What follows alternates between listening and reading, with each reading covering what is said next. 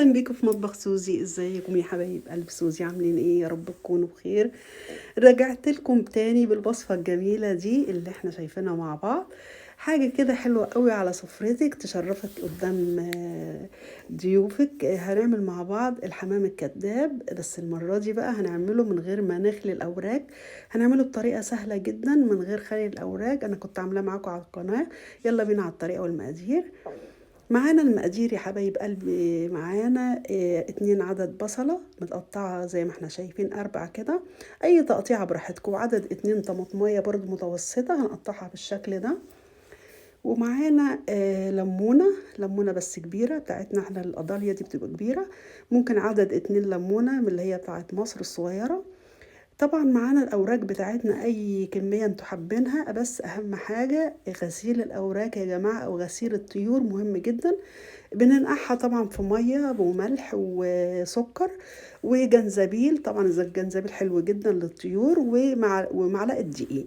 نغسلهم كويس جدا زي ما احنا شايفين بالشكل ده. بشيل الحته اللي هي بتبقى جوه في الاوراق، بتبقى زي كبده بتعمل زفاره مش حلوه. خالية الجلد زي ما احنا شايفين، برضو منغذاه بالسكينة عشان الحياء اللي احنا هنعمله مع بعض يدخل جواها وتشرب منها. طبعا هنسيب الأوراق دي مدة لا تقل عن ساعتين أو من بالليل. معانا البهارات بتاعتنا ربع معلقة من الجنزبيل، ومعانا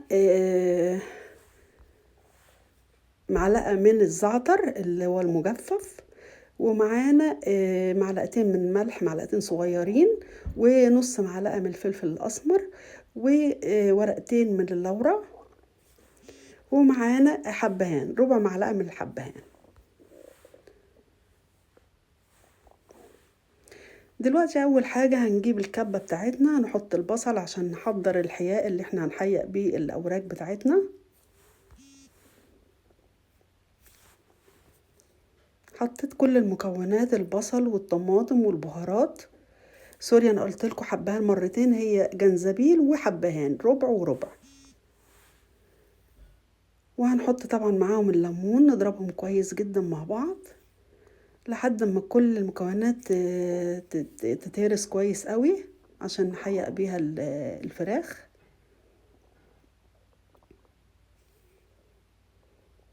دلوقتي يا حبايبي احنا هناخد نص الكمية دي او 3/4 الكمية نحيق بيها الفراخ. بس اهم حاجة طبعا ندعكها من بره ومن جوه وتحت الجلد وكل حاجة زي ما هنشوف مع بعض كده.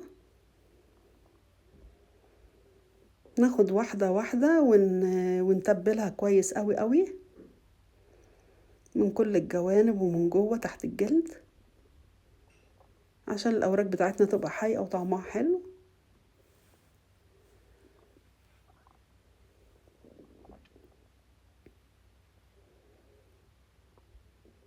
دلوقتي هنحضر بقى الرز اللي احنا هنحشي بيه الاوراق. معانا معلقة من السمنة ومعلقة من الزيت وبصلاية متوسطة او كبيرة، دي حسب الرغبة. هننزل طبعا لازم السمنة تكون مقدوحة، ننزل بالبصلة على السمنة.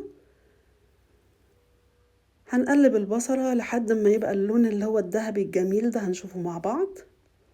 اهم حاجة يكون على نار عالية طبعا. كده حبايبي لون البصلة بتاعتنا احمر زي ما احنا شايفين، اللون الذهبي الجميل ده. ما نحاولش نحمرها اكتر من كده. ومعانا كوباية وربع من الرز المصري مغسولة ومتصفية كويس جدا، هننزل بيها على البصلة. اهم حاجة طبعا ان احنا نقلب الرز مع البصلة كويس جدا لحد ما تتغلب بالسمنة والبصل وما يبقاش فيها مية نهائي. هنفضل نقلب فيها.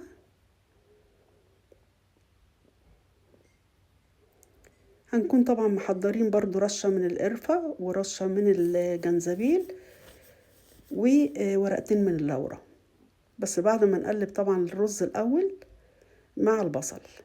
هننزل بالبهارات بتاعتنا اللي قلت لكم عليها، قرفة وحبهان وورق لورا. نقلبهم كويس جدا مع بعض. برضو الريحة بقى طلعت بتاعة البهارات مع الرز والبصل، ريحة مش قادرة اقول لكم، ريحتها جميلة جدا. وممكن برضو نحط رشة من الكمون، ده حسب الرغبة. بعد ما غلفنا الرز مع البصل كده كويس قوي واتفلفلت معانا الرزاية، هنحط الملح بتاعنا نحيقه، وهنحط برضو رشة من الفلفل الأسمر. هنقلبهم مع بعض الأول. هنكون طبعا مغليين مية في الكتل، نص كوباية مية. احنا مش عايزين نسوي الرز بتاعنا زي ما احنا عارفين، يا دوبك بس يشرب بالنص الكوباية دي. هنوطي النار لحد ما يشرب المية بتاعته، وبكده الرز بتاعنا يكون جاهز. احنا مش عايزينه مستوي يا جماعة، احنا عايزينه يبقى بالشكل ده عشان هيكمل السوا بتاعه في الفرن. هيكون معانا بقى البايركس بتاعنا، اي بايركس او صينية. معانا الخضار بتاعنا بصل وطماطم وفلفل حار او فلفل رومي، دي حسب الرغبة. هنقطع الطماطم بتاعتنا طرنشات. لو حابين برضو ممكن فرشة طماطم بطاطس، حسب الرغبة يا جماعة، اللي بيحب اي حاجة يحطها. هنقطع البصل برضو طرنشات تكون رفيعة.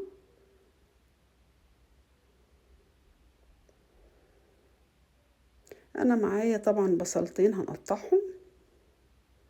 وممكن يا حبايبي تزودوا الخضار دي حسب الرغبة برضو. هو طعم الخضار بجد بجد كان تحفة مع الفلفل الحار، بيبقى طعمه جميل جدا.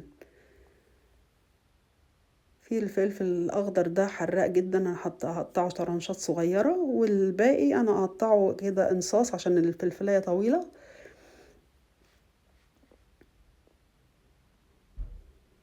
بيدي طعم خطير الفلفل اللي هو الحار في منتهى الجمال. الفلفل التاني ده بقى بس بعد ما نحيق طبعا ببقية الخلطة اللي احنا عملناها. هنحيق الخضار بتاعنا، هنقلبهم كويس جدا مع بعض.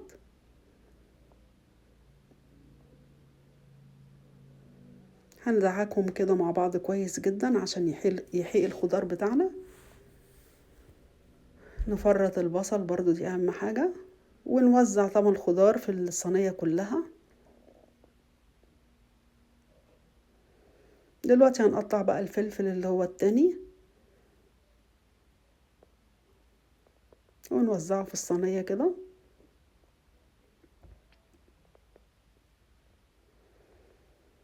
اخدت بقى انا حبة رز صغيرة من الرز اللي انا عملته، والباقي هسويه عادي عشان احنا هناكله مع الاوراق. اخدت حبة رز صغيرة في طبق. هنجيبهم بقى كده ونحشي الاوراق بتاعتنا. بس ما نحاولش نملاها قوي يا جماعة عشان ما تطلعش، لان طبعا هو ني دلوقتي، لما هيستوى هيطلع بره الاوراق، فاحنا مش عايزين كده. نحاول يعني ما نملهاش قوي، ونحط حبة نفرد في الاوراق، وندوس عليها كده. ايوه، بالشكل اللي احنا شايفينه. هناخد واحد نعمله نفس الحكاية اوريهولكم.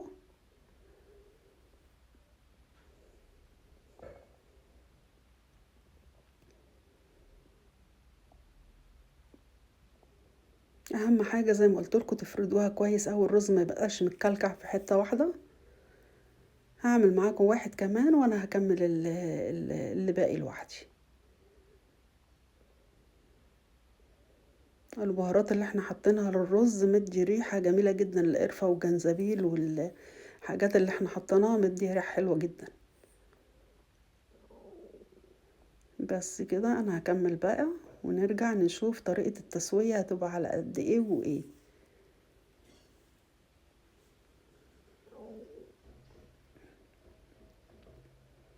دلوقتي انا معايا ورقة زبدة بلتها بالمية علشان خاطر تبقى طرية كده، ونقدر نفردها على البايركس بتاعنا. ندخلها كده من جوه، وبعدين هنغطيها بورق الفويل او الورق الالومنيا. طبعا احنا عارفين الورق الالومنيا يا جماعة ضار، فغلط ان احنا نحطه دايركت على الاكل، فعشان كده بحط ورق الزبدة الاول. اهم حاجة نكتم الصينية خالص او نغطيها كويس جدا عشان البخار هو اللي هيسوي الاوراق بتاعتنا. احط ورقة كمان. انا طبعا مولعة الفرن على درجة عالية الاول، وبعدين بوطيها لدرجة 200 مثلا. هنحطها ونشوفها بقى مع بعض. وادي حبايب قلبي الصينية بتاعتنا طلعت زي ما احنا شايفين. يا ريتكم معايا عشان تشموا الريحة بتاعتها. طبعا اللون خطير، الرز بتاعنا مستوي وهنطلع واحد مع بعض كده ونشوف بقى الجمال ده كده. بصوا بقى الرزاية مستوية وما طلعتش من بره زي ما قلت لكم، بسبب ان احنا ما ملناش الرز كتير. واللون بتاعها طبعا خطير، بدون ما نحط عليها صلصة ولا اي حاجة. هنفتح كده مع بعض واحدة ونشوف قد ايه الرز بقى مستوي ومفلفل وريحته جميلة، وطعمه طبعا لما اكلته خطير بجد بجد جميل جدا. بصوا قد ايه الرزاية مستوية ومفلفلة، بصوا الجمال. ايه رأيكم يا حبايب قلبي؟